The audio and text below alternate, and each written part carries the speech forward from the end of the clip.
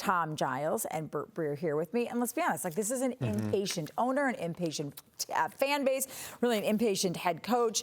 And so I think while it's probably prudent for Bailey Zappe to play on Sunday, Bert, I mean, I think the Patriots are in a position where if Mac can play, they probably want him to play. Yeah, I still think that this is the type of injury where you have to be careful. And look, as much as they want to see Mac out there, and it's good to see him pushing through and wanting to play and showing the toughness that we've always known he has, I still think that this isn't something that you mess with. Hamstring, back, foot, high ankle sprain, they're all in that category where it can get worse if you throw a guy out there before he's ready. And so I'd just be afraid of jeopardizing what the last 3 quarters of the season look like if you're putting him out there before he's ready. That's the biggest thing right there, because you're talking about how important it is for him to get on the field so they can evaluate him and so that Mac Jones can grow in his job. Well, you throw him out there against Jadeveon Clowney. You're not going to get a clean evaluation. And Myles Garrett, well, it's not just that, but if you get hurt because you're not as mobile as you need to be, then that's basically worst case scenario. To be fair, I don't want him to rush back. I've said on the show. Yeah, I'm just saying, but when he's not out there, it does start to raise questions like, okay, well, where are they and who their future quarterback is going to be? When you look at, Giles, you look at a franchise like the Browns, and if you don't get it right, you're going out and having to pay for somebody. The problem with this is, and you talk again about, like you said about getting an evaluation.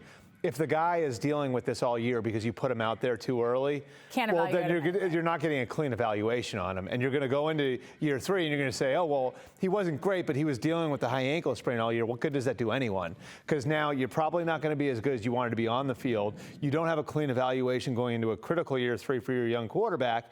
And I don't see what the benefit is, by proving that he can, proving to someone that you can put him out there earlier than maybe he was expected to be out. This I find interesting because I feel like I've heard this a couple places that, Bill Belichick wants to find out, what Mac Jones looks like when he's not 100% because he's probably going to have to do that at some point, maybe in an important game, maybe in a playoff game. But at the same time, does that make a lot of sense? No.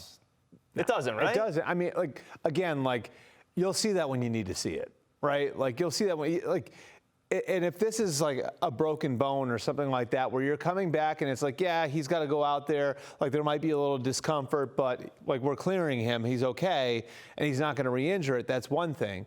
If it's, again, one of these injuries where you can re-injure it, then that has to be taken into account. And a huge part of being able to avoid re-injury is how functional you are on it, like you said. So can he escape pass rushers like Jadeveon Clowney, like Myles Garrett there? And Bert, part of the reason we're even having this conversation is because Bill Belichick hasn't just come out and said, well, yeah, Mac Jones is going to be our starter when he comes back. Of course he is. He was our starter at the beginning of the year. He's our first-round draft pick from last year.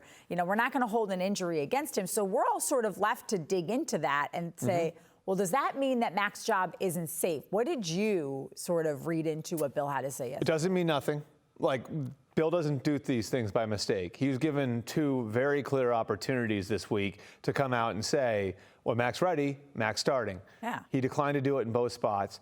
I don't think the reason why is because he's going to replace Mac Jones with Bailey Zappe. I think the reason why is he wants to put pressure on Mac. I think Mac didn't take care of the ball great over the first 4 games of the season. I think he freelanced a little bit. I think he took shots when maybe they didn't want him taking shots.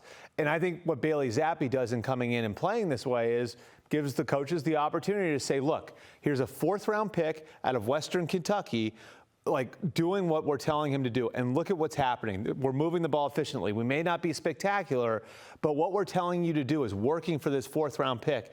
It can work for you. And I'm going to just tell you this. Physically, the gap between Bailey Zappe and Mac Jones isn't huge. Where Mac can get himself in trouble is if he closes that advantage he has in the mental part of the game by doing stuff outside of what he's being coached to do. And I'll just say this. I think I do buy into the theory that you can learn by sitting on the sidelines and watching and just kind of observing how everything's going.